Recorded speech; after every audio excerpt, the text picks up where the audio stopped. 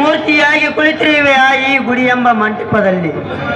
ಪ್ರತಿನಿತ್ಯ ನಿನಗೆ ಪೂಜೆ ಪುನಸ್ಕಾರವನ್ನು ಗೈದು ಭಕ್ತಿ ಭಾವದಿಂದ ಬೇಡಿಕೊಳ್ಳುತ್ತಿರುವ ನನ್ನಂತ ಬಡ ರೈತರ ಕಷ್ಟವನ್ನು ನಿವಾರಿಸಿ, ಬಡವರ ರಕ್ತವನ್ನು ಹೀರಿ, ಬಡವರ ನೆತ್ತಿಯ ಮೇಲೆ ಕಾಲಿಟ್ಟು ಮದನ ಮದ್ದಾನೆಯಂತೆ ಕೊಬ್ಬಿ ನಿಂತಿರುವ ಆ ನಾಗೇಗೌಡ ಹಾಗೂ ಚಕ್ರವರ್ತಿ ಅಂತ ಸಕ್ಕಿನ ಶ್ರೀಮಂತರನ್ನು ಸತ್ತನ್ನಡಗಿಸಿ ನನ್ನ ಹೆಂಡತಿ ನೇತ್ರಾವತಿಯ ಆಸೆಯಂತೆ ಸಾಕಷ್ಟು ಶಾಲೆಯನ್ನು ಕಲಿತು ನಿರುದ್ಯೋಗಿಯಾಗಿ ಹುಮ್ಮನಾಗಿ ತಿರುಗಾಡುತ್ತಿರುವ ನನ್ನ ಹಿರಿಯ ತಮ್ಮ ಕನಕನಿಗೆ 1000 ತಕ್ಕದ ಶಕ್ತಿಯನ್ನು ಕೊಟ್ಟು ಮತ್ತು ನನ್ನ ಕಿರಿಯ ತಮ್ಮ ಬೆನಕನಿಗೆ ಕವಿರತ್ನ ಕಾಳಿದಾಸನಂತೆ ವಿದ್ಯಾಬುದ್ಧಿಯನ್ನು ಕೊಟ್ಟು ನಮ್ಮ ಮನೆತನವನ್ನು ಸದಾ ನಿನ್ನ ಕಣ್ಣಲ್ಲಿ ಕಣ್ಣಿಟ್ಟು ಕಾಪಾಡುತ್ತಾಯಿ.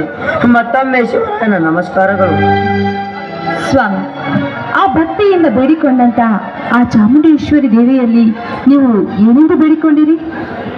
ಏನೆಲ್ಲ ನೇತ್ರ, ಈ ಸಮಾಜದಲ್ಲಿ ನಡೆಯುವ ಅನ್ಯಾಯ ಅತ್ಯಾಚಾರಗಳನ್ನು ಸೆದೆಬಡಿದು ಬಡವರ ಮೇಲೆ ದರ್ಪ ದೌರ್ಜನ್ಯ ಮಾಡುತ್ತಿರುವ ಬಂಡ ಶ್ರೀಮಂತರನ್ನು ದರ್ಪಣ ಮಾಡಿ ಊರಿನ ದೊಡ್ಡ ರೈತ ನಾನೆಂದು ಅವಲೇ ಹೆಣ್ಣು ಮಕ್ಕಳನ್ನು ತನ್ನ ಕಾದಾಟಕ್ಕೆ ತೆರೆದು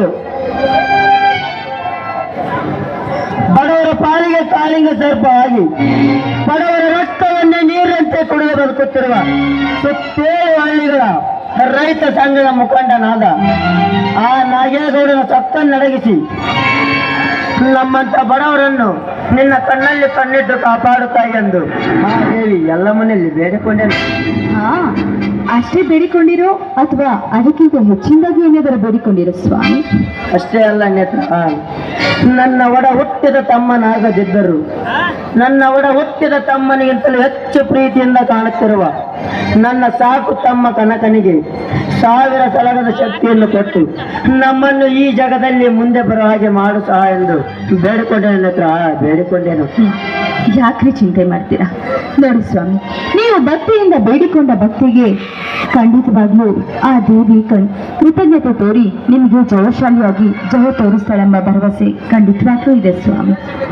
ನನಗೆ ಜಯ ಸಿಗದಿದ್ದರೂ ಚಿಂತೆ ಅಲ್ಲ ನೇತ್ರ, ಈ ಕನ್ನಡ ನಾಡಿನಲ್ಲಿ ಹುಟ್ಟಿ ಕನ್ನಡ ತಾಯ್ನಾಡಿಗೆ ಹೋರಾಡಿ ಬಡವರ ಬಂಧು ಧರ್ಮ ಸಿಂಧು ನಾನಾಗದಿದ್ದರೆ ನನ್ನ ಎದುರು ಬಂಡಾಯ ಎಪ್ಪಿಸಿದ ಬೌದ್ಧ ಶಿವರಾಯನೇ ಅಲ್ಲ. ಸ್ವಾಮಿ ನೋಡಿ, ಎಷ್ಟೋ ಜನ ನಿಮ್ಮಂತೆ ಮೆರೆದು ಹೋರಾಡಿದ ಜನರೇ ಈ ಭೂಮಿ ಮೇಲೆ ಸತ್ತು ಹೋಗ್ತಾ ಇದ್ದಾರೆ. ಹೀಗಿರ್ಬೇಕಾದ್ರೆ ನಿಮ್ಮ ಪ್ರಾಣಕ್ಕೆ ಎಲ್ಲಿ ಕುಂದುಕೊರತೆ ಬರುತ್ತೆ ಅಂತ ನನಗೆ ಎಷ್ಟು ಭಯವಾಗುತ್ತಾ ಇರುತ್ತೆ ಗೊತ್ತೇನು ಸ್ವಾಮಿ ನಿಮಗೆ? ಹೇ ಹುಚ್ಚಿ, ನಾನು ಸತ್ತು ಹೋಗುತ್ತೇನೆಂದು ತಿಳಿದಿರುವೆ ಆ ಹುಚ್ಚಿನಲ್ಲಿ. ಈ ಶಿವರಾಯನ ಮೈಯಲ್ಲಿ ಹರಿಯುವುದು ಏಡಿಗಳ ರಕ್ತವಲ್ಲ, ಹುಲಿಕೊಂಡು ಬೇರೆ ಎನಿಸಿಕೊಂಡಿರುವ ಗಂಡುಗಲಿ ಪುಂಡನ ರಕ್ತ. ಸ್ವಾಮಿ, ನೀವೇನು ನಿಮ್ಮ ಮನಸ್ಸಿಂದ ಹೇಳಿದರೂ ಅಷ್ಟೇ ನನಗೆ ಮಾತ್ರ ತುಂಬಾನೇ ಭಯ ಆಗುತ್ತೆ. ಯಾಕಂದ್ರೆ ನಾನು ನಿಮ್ಮ ಸತಿಯಾದವಳು. ಹೆಣ್ಣಾದವಳಿಗೆ ಗಂಡನಿಗೆ ಏನಾಗುತ್ತೋ ಎಂಬ ಭಯ ಕಾಡ್ತಾನೆ ಇರುತ್ತೆ. ಆದ್ರಿಂದ ಈ ಭಯದಲ್ಲೇ ನಾನು ಜೀವನ ಮಾಡ್ತಾ ಇದ್ದೆ. ತುಂಬಾನೇ ಭಯ ನನಗೆ ಕಾಡ್ತಾ ಇರುತ್ತೆ ಸ್ವಾಮಿ. ಭಯಪಡಬೇಡ. 10 ಜನ ಎದುರಿಗೆ ಬಂದರು. ಅವರ ಗುಂಡಿಗೆ ಸೀಳಿ ರಕ್ತ ಕುಡಿಯುವಂತ ಜೋಡು ಗುಂಡಿಗೆ ಇರುವ ಜೋಡು ಹುಲಿಗಳು ನನ್ನ ತಮ್ಮಂದಿರು ಇರುವಾಗ ನೀನು ಭಯಪಡುವ ಅವಶ್ಯಕತೆಯೇ ಇಲ್ಲ. ಹೌದಲ್ಲವೇ ನನ್ನ ವೀರಾದಿ ವೀರ, ನನ್ನ ರಾಜಾದಿ ರಾಜ, ಗಂಡಿದೀಯ ಗಂಡದಿಯ ವೀರ. ಈ ನಿನ್ನ ಗಂಡನ ಮನಸ್ಸನ್ನು ತಣಿಸುವಂತೆ ಒಂದು ಕಂಠದಿಂದ ಇಂಪಾದ ಗೀತೆಯನ್ನು ಹಾಡು. ಅದಕ್ಕೇನಂತ ಸ್ವಾಮಿ, ನಾನು ನಿಮ್ಮ ಸತಿಯಾದವನು. ಗಂಡನ ಆಸೆಯನ್ನು ಪೂರೈಸೋದೇ ನನ್ನ ಇಚ್ಛೆ ತಾನೆ. ನಿಮ್ಮ ಇಷ್ಟದಂತೆ ಆಗಲಿ ಬನ್ನಿ. ನಿನ್ನಂತ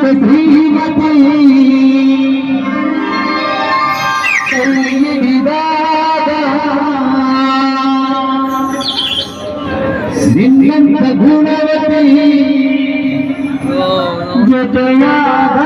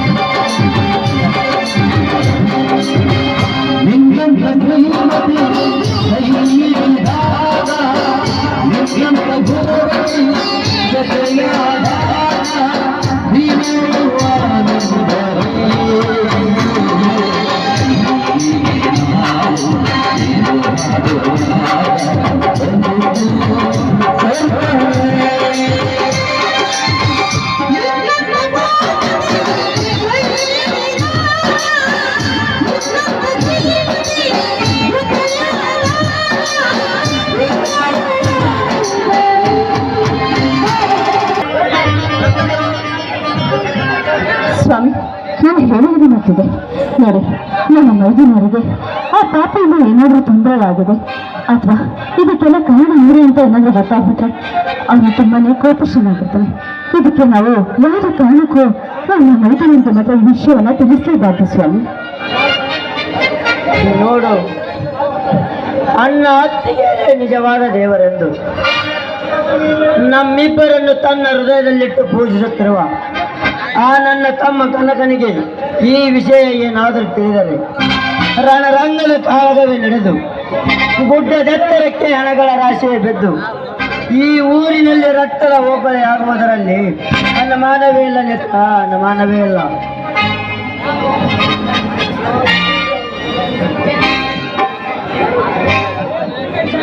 ಹೌದು ಸ್ವಾಮಿ, ನೀವು ಹೇಳಿ ಮಾತು ನಡಕ್ಕೆ ನಿಲ್ಲಿಸುತ್ತೆ. ನೋಡಿ, ಅವನು ಬರುವ ಸಮಯ ಆಯಿತು. ಯಾವುದೇ ಕಾರಣಕ್ಕೂ ಈ ವಿಚಾರಗಳನ್ನು ನಾವು ತಿಳಿಸಲೇಬಾರದು. ನಿಮ್ಮ ಮನಸ್ಸಿನಲ್ಲಿಟ್ಕೊಂಡು ಅವ್ರು ಯಾವುದೋ ವಿಷಯ ಗೊತ್ತಾಗದೇ ಇರ್ತಾರ ನಾವು ಮಾಡಬೇಕು ಸ್ವಾಮಿ.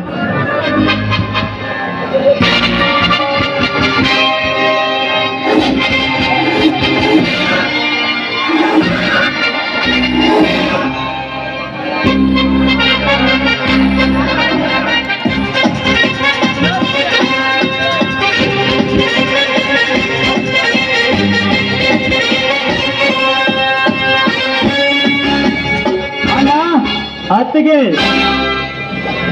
ಬನ್ನಿ ಸಹೋದರರೇ, ಈಗ ಬಂದಿರ?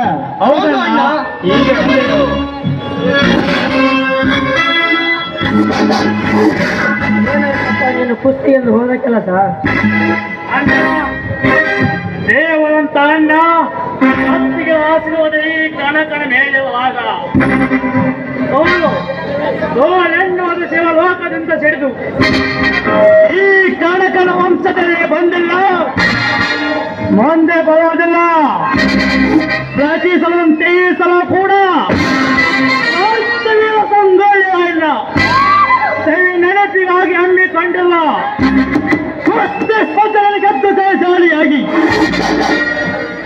ಈ ರಾಯನ ಪ್ರಾಣಿ ಬಳಗದಿಂದ ಕಳಿಗಳ ಕಾಲು ಬೇದು ಪಡೆದು ಕಡೆ ಕಿತ್ತದಿಂದ ಅಣ್ಣ ತೆಗೆದುಕೊಂಡ ಈ ಬಹುಮಾನವನ್ನು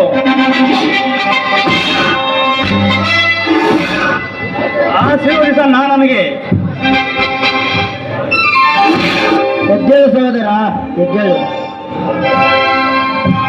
ಆ ಕ್ರಾಂತಿವೀರ ಸಂಗೊಳ್ಳಿ ರಾಯಣ್ಣನ ಅಭಿಮಾನಿಗಳ ಆಶೀರ್ವಾದ ಸದಾ ನಿನ್ನ ಮಸ್ತಕದ ಮೇಲಿರಲಿ.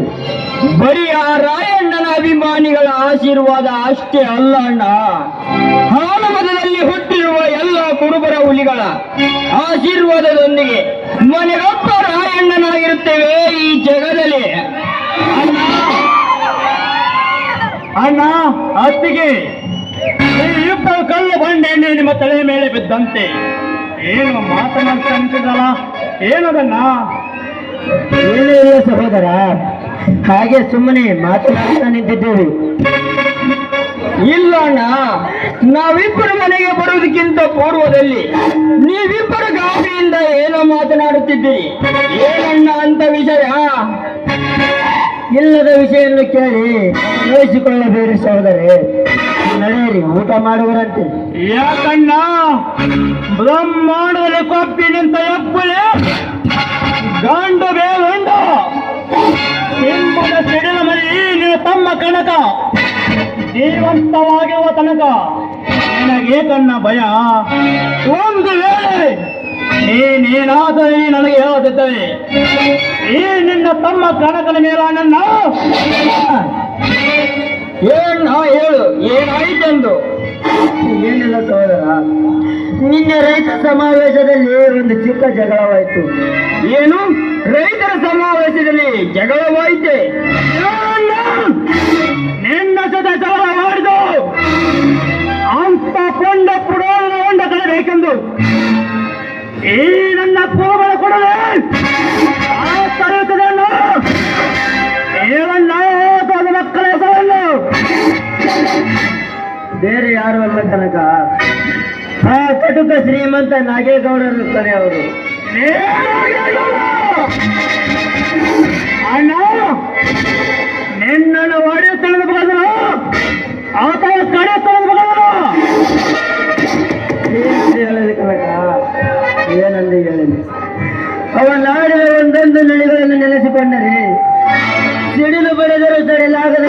ನೋಡಿದ್ರು ಚಿತ್ರ ವಿಚಿತ್ರವಾಗುತ್ತಿದೆ ಕನಕ, ಚಿತ್ರ ವಿಚಿತ್ರವಾಗುತ್ತಿದೆ. ಅಣ್ಣ ನಮಗದಲಾದ ಬಲಗೈ ಬಂತನೇಣ ಈ ಭೂಮಿಗೆ ಬಿದ್ದು ಆ ಕಟಕ ಶ್ರೀಮಂತ ರಕ್ತ ಕಡಲಾಗಿ ಈಗಲೇ ಹನುಮಂತನಂತೆ ಹಾರಿ ಹೋಗಿ ಅವನ ಒಂದು ತಂಡಾಡಿ ಬರ್ತಾನೆ.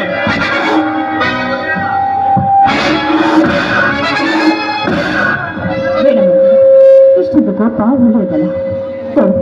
ಎಲ್ಲರ ಕನ್ನಡ ಒಂದು ಕಾಲ ಅನ್ನೋದು ಬಂದು ಬರುತ್ತೆ. ನಡಿಯಪ್ಪ, ಈ ಕೋಪನ್ನೆಲ್ಲ ಬಿಟ್ಟು ಮೊದಲು ಊಟ ಮಾಡೋರಂತ ನಡಿ. ಇನ್ನೆಲ್ಲಿದೆ ಅತ್ತಿಗೆ ಈ ನಿನ್ನ ಮೈದುನನ ಊಟ? ಆ ಕಟುಕ ಶ್ರೀಮಂತನ ಗೌಡನ ಕೊಪ್ಪಿದ ದೇಹವನ್ನು ಇಬ್ಬಾಗ ಮಾಡಿ ಅವನ ದಿನತ್ತರ ಕುಡಿದಾಗಲೇ ಜೋಡಿ ಹುಲಿಗಳಾದ ಈ ನಿನ್ನ ಮೈದುನರ ಊಟ. ನೋಡಿ ಸಹೋದರೇ, ಹಾಗೆಲ್ಲ ಸಿಟ್ಟಿನ ಕೈಯಲ್ಲಿ ಬುದ್ಧಿ ಕೊಡುವುದು ಸರಿಯಲ್ಲ. ಬಿಟ್ಟು ಬಿಡಿ ನಿಮ್ಮ ಕೋಪದ ಚಂಡವನ್ನು. ಅಣ್ಣ ಇಲ್ಲ, ಈಗ ಯಾವತ್ತಾಗಿ ಆ ಕಟಕನಾಗೆ ಹೊಂಡವನ್ನು ಎಲ್ಲವನ್ನ ಜೀವಂತವಾಗಿ ದಾನವನ್ನು ಮಾಡಲು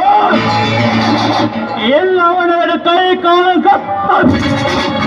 ನಾಯಿ ನನಗೆ ಹಾಕಲು ಎಲ್ಲವನ್ನ ಹೊಂಡ ಕಡಿದು ನಮ್ಮೂರಾಗ ಚೀಬಾರಿ ಕಟ್ಟಿ ಹಾಕಿ ಹಾಕಿ ನನ್ನವರನ್ನ ಕೊದತ್ತು ಅಗ್ನಿ ಜ್ವಾಲೆಯನ್ನು ನಂಬಿಸಿಕೊಳ್ಳುತ್ತಿದ್ದಾರೆ. ನನ್ನ ಹೆಸರು ತಂಗೆಟ್ಟ ಕಳಗಳಲ್ಲ. ಈಗ ಯಾರನ್ನ ಯಾವತ್ತಾಗಿ ಕಡೆಗಟ್ಟಲ್ಲದೆ ಆ ಕಡೆಯಲ್ಲ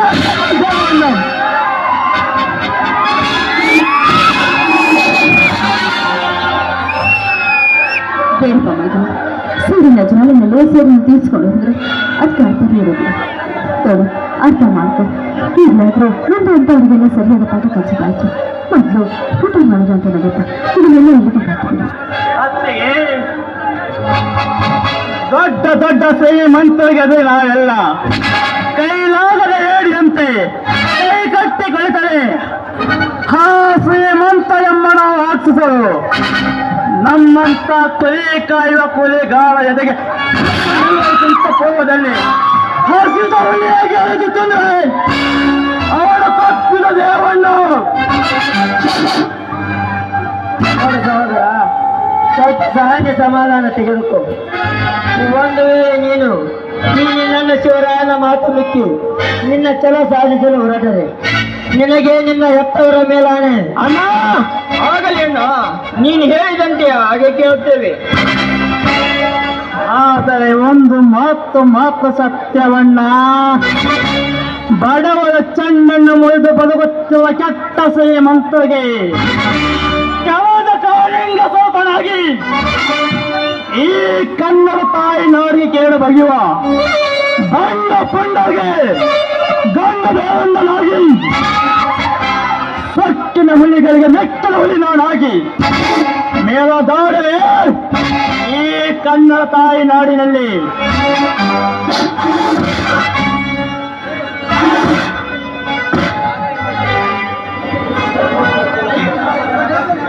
ಅಷ್ಟೇ ಅಲ್ಲ ಅಣ್ಣ, ಈ ಊರಿನ ಉದ್ಧಾರಕ್ಕಾಗಿ ಟೊಂಕ ಕಟ್ಟಿ ನಿಂತು ಅಣ್ಣ ಅತ್ತಿಗೆಯರಾದ ನಿಮ್ಮಿಬ್ಬರ ಮಾತಿನ ಅಂತ ನಡೆದುಕೊಳ್ಳುತ್ತೇನೆ.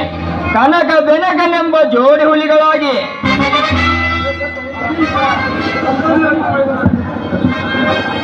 ಮೈದನ, ಈಗ ನನಗೆ ಸಮಾಧಾನವಾಯಿತು. ನೋಡಿ, ಈಗಲಾದರೂ ಹೇಳಿದ ಮಾತನಾಡಿದುಕೊಂಡಿದ್ದೀರಲ್ಲ, ನನಗೆ ಅಷ್ಟೇ ಸಾಕು.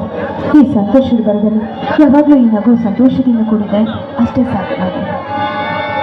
ಕನಕ ಬೆನಕ, ನಿಮ್ಮಿಬ್ಬರ ಮಾತುಗಳನ್ನು ಕೇಳಿ ಸಮುದ್ರದ ಅಲೆಗಳಂತೆ ಹೊರವಿಕ್ಕಿ ಬಿಡುತ್ತಿದೆ ಈ ನಿನ್ನ ಶಿವರಾಯನ ಸಂತೋಷ. ಈ ಸಂತೋಷ ಸಂಭ್ರಮಕ್ಕೆ ಎಲ್ಲರೂ ಸೇರಿ ಹಾಡಿ ನಲಿಯೋಣ.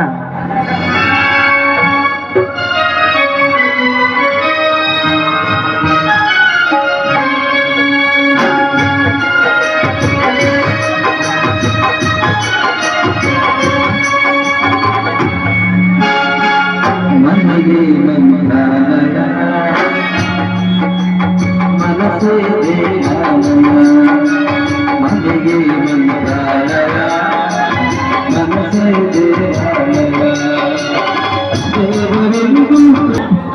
ಕನಕ, ಮುಂದಿನ ತಿಂಗಳಲ್ಲಿ ನಿನಗೆ ಕುಸ್ತಿ ಸ್ಪರ್ಧೆಗಳಿವೆ. ನೀನು ಚೆನ್ನಾಗಿ ಪ್ರಾಕ್ಟೀಸ್ ಮಾಡು. ಆಯ್ತಣ್ಣ, ನೀನು ಹೇಳಿದಂತೆ ಆಗಲಿ. ಹಾ ಸಹೋದರ ಕನಕ, ಮುಂದಿನ ವಾರದಲ್ಲಿ ನಿನಗೆ ಎಕ್ಸಾಮ್ಗಳಿವೆ. ಚೆನ್ನಾಗಿ ಓದಿಕೋ. ಸರಿ ಅಣ್ಣ. ನಡೆಯಿರಿ, ಊಟ ಮಾಡುವಿರಂತೆ.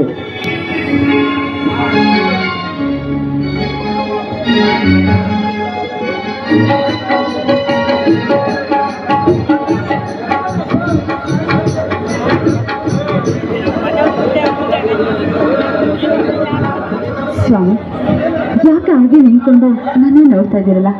ಬನ್ನಿ ಸ್ವಾಮಿ, ಒಟ್ಟಿಗೆ ಕುತ್ಕೊಂಡು ಊಟನಾದ್ರೂ ಮಾಡೋಣಂತೆ. ಕೇಳಿದೆ ಅನೇಕ ನನ್ನ ಸಹೋದರ ಆಡಿದ ಗಂಡಿದೆ ಮಾತುಗಳನ್ನು. ಹೌದು ಸ್ವಾಮಿ, ನಿಜ ಹೇಳಬೇಕಂದ್ರೆ ನನ್ನ ಮೈದುನರ ಮಾತುಗಳನ್ನು ಕೇಳ್ತಾ ಇದ್ರೆ ಇನ್ನು ನೋಡು ಕಿವಿಗಳು ತಂಪಾಗ್ತದೆ. ಅಷ್ಟೇ ಅಲ್ಲದೆ ಈಗ ಮೈದುನರನ್ನ ಪಡೆಯೋದಕ್ಕೆ ಇನ್ನೂ ಚೆಂದದ ಪುಣ್ಯ ಮಾಡ್ತೀನಿ ಅನ್ಸುತ್ತೆ. ಯಾವುದೇ ಕಾರಣಕ್ಕೂ ಇವ್ರಿಗೆ ಯಾವುದೇ ರೀತಿ ಪುಣ್ಯ ಕೊರತೆ ಬರೆದಿರ್ತಾರ ನಾವು ನೋಡ್ಕೊಂಡು ಕಾಪಾಡ್ಕೋಬೇಕು ಸ್ವಾಮಿ. ಆಯ್ತು, ನಡೆಯ ಹತ್ರ ಊಟ ಮಾಡೋಣ. ಬನ್ನಿ ಸ್ವಾಮಿ, ಹೋಗೋಣ.